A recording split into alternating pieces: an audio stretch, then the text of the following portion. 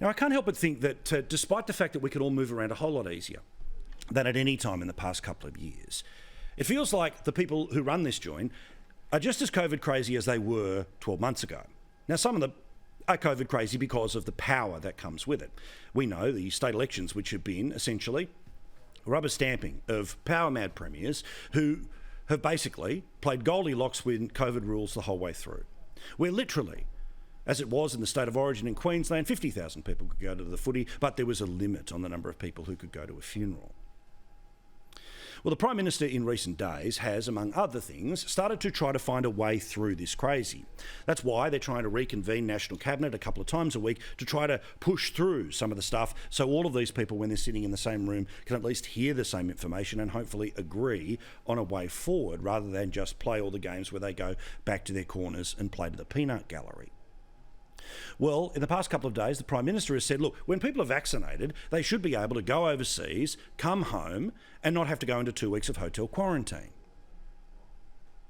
Obviously, people have had to have their 2 vaccinations in order for them to do that. They would be able to go overseas. The proposal is come back to Australia and not have to go into hotel quarantine, but be able to do that in some form of home quarantine.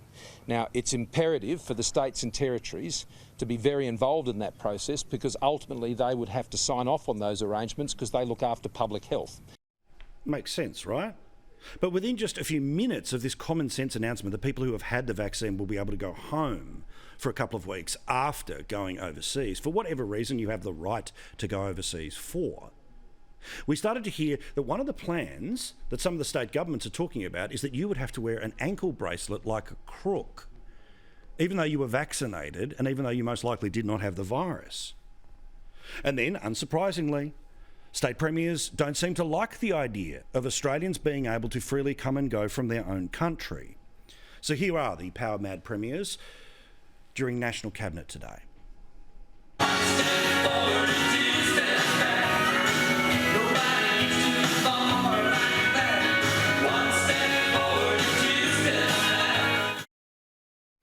And their advisors as well.